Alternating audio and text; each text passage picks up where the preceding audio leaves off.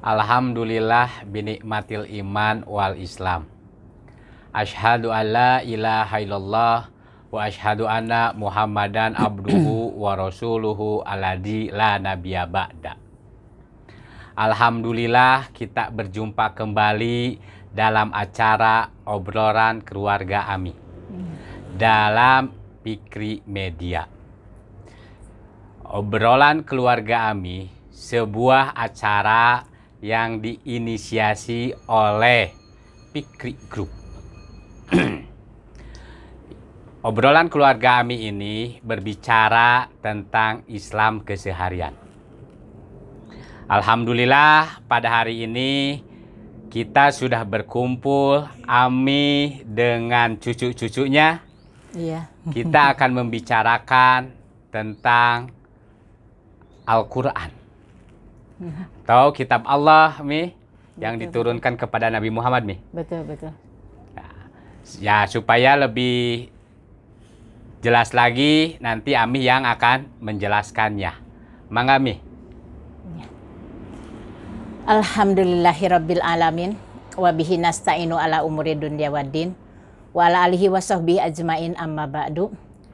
Alhamdulillah berjumpa lagi dengan obrolan Ami, Abah. Yeah. Yang keberapa kali ini alhamdulillah, mudah-mudahan kita dalam keadaan sehat walafiat semuanya. Dan insya Allah bahasan untuk kali ini adalah kita akan membahas tentang Al-Quran sebagai petunjuk ya Mbak ya. Iya. Al-Quran itu kan bacaan ya Mbak ya. Anak-anak sekalian, Al-Quran adalah bacaan yang harus dibaca oleh umat Islam, yang menjadi pedoman hidup bagi kita semua, dan kandungan yang terkandung di dalam Al-Quran itu adalah petunjuk bagi kehidupan kita semua.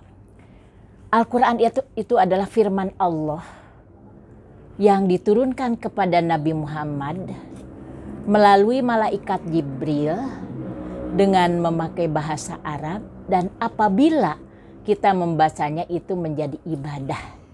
Dan kita diwajibkan selain membacanya adalah memahami dan mengamalkan Al-Quran tersebut. Itu di antaranya ya.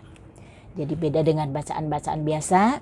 Jadi Al-Quran itu adalah merupakan ada nilai plusnya, nilai lebihnya, menjadi ibadah, mendapatkan pahala. Berapapun Al-Quran, berapa ayat yang dibacanya, itu adalah menjadi ibadah bagi kita semua. Itu di antaranya.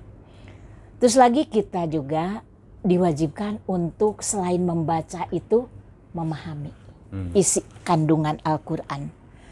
Selain memahami, mengamalkan tentunya ya. Jadi kita diwajibkan untuk membaca, memahami dan mengamalkan. Apalagi ini usia-usia yang sekecil ini lah gitu kan ya. Biasanya kan untuk belajar itu nanti.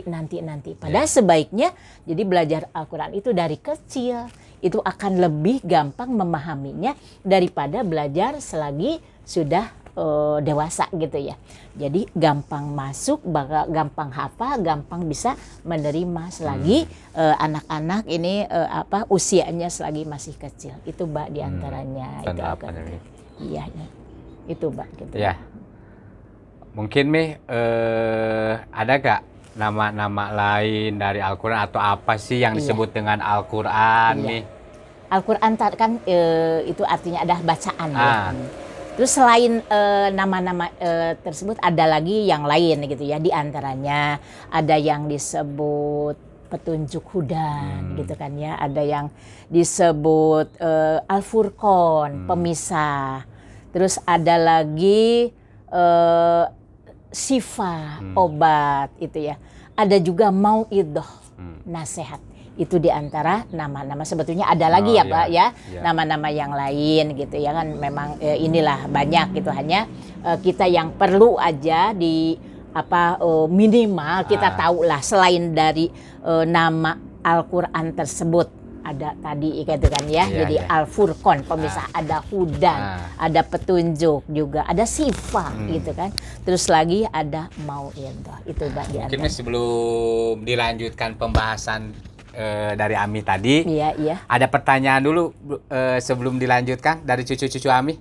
Silahkan cucuku ada sayang. Ada yang bertanya nggak? Ada. Siapa dulu mau yang bertanya? Siapa yang mau bertanya? Ada? Ade. Oh, Iya. Ade nih. Iya. Ade Mangga, yang mangga. bertanya. Ami ada yang mau bertanya, Iya deh, gimana?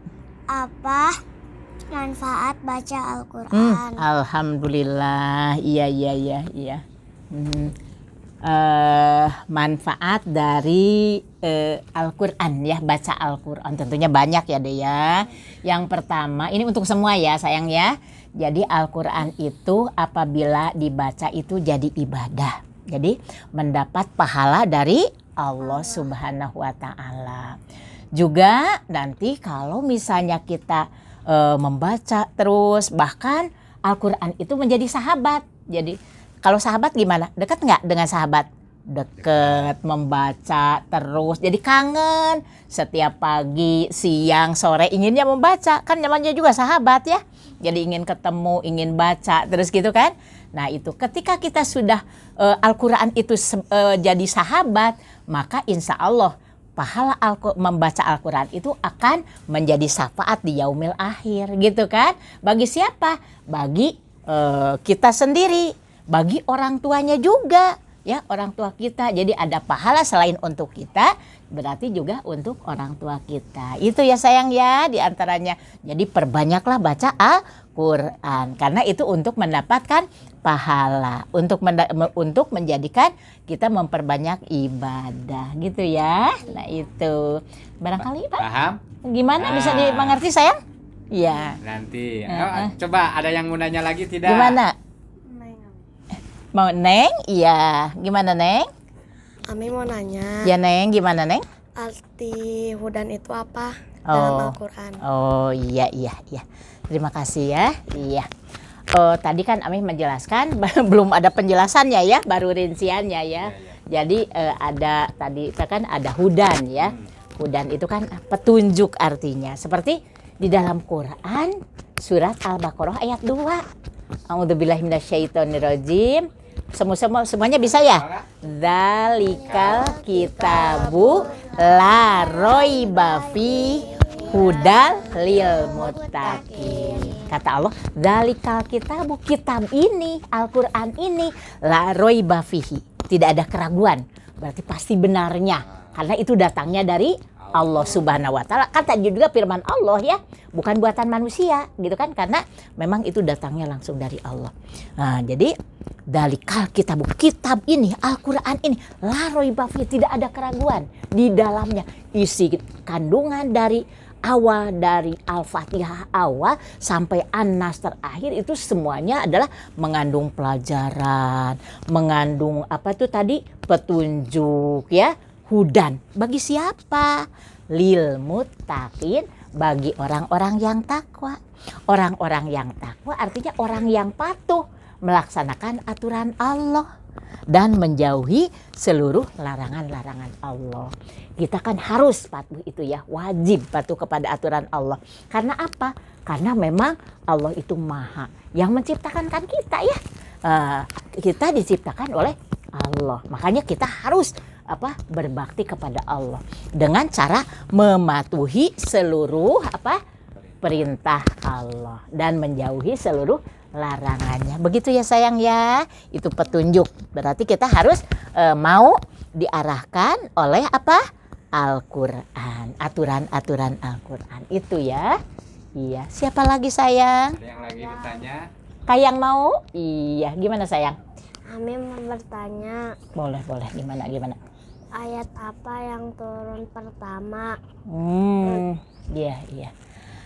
Al-Qur'an ya kan itu kan dimulai turun ada ayat yang pertama, ada juga ayat yang terakhir ya tentunya.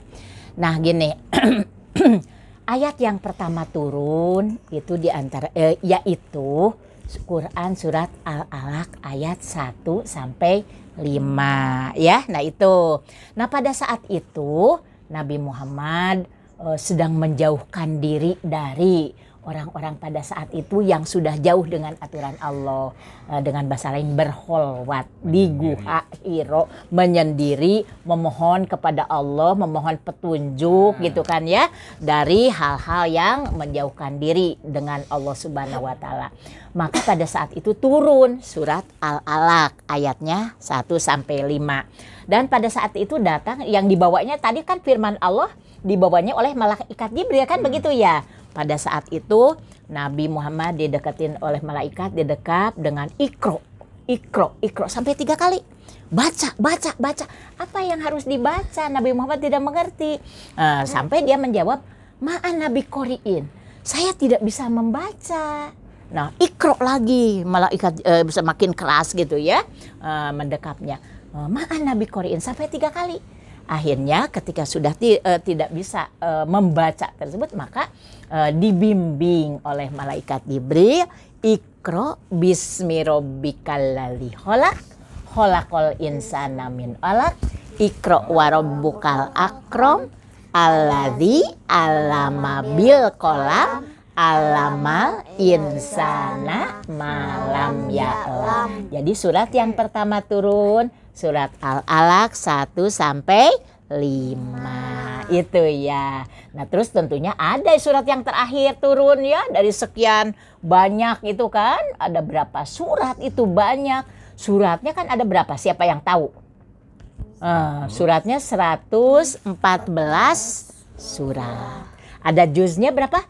30 juz. Nah gitu kan. Nah terus lagi ada ayatnya sampai 6.236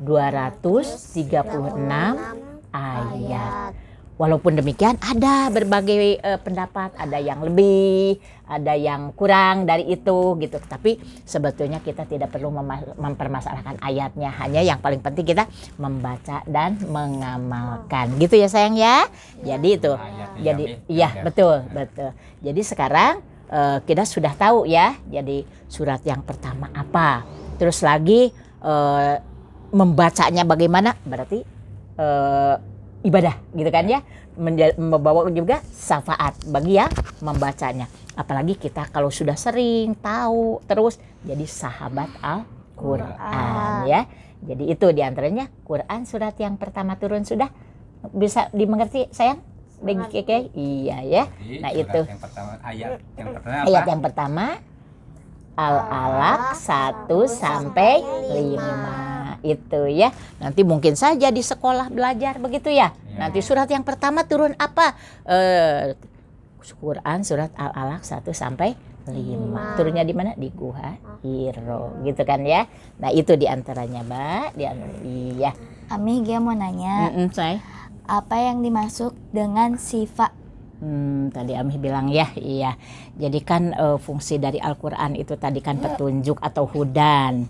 Terus lagi ada tadi sifat ya bilang ya. Bahkan tadi ada furqon ya Mbak ya. Tadi juga ada mau'idoh ya Mbak ya. Terus itu. Sekarang sifat. Sifat itu kan obat ya. Jadi obat itu kan berarti obat untuk menyembuhkan penyakit ya. Penyakit apa? Apa memang Al-Qur'annya dibakar diminum gitu kan ya? Enggak juga, bukan begitu. Jadi isi Al-Qur'an itu sebagai obat bagi orang-orang yang punya penyakit. Nah, penyakit apa? Penyakit hati.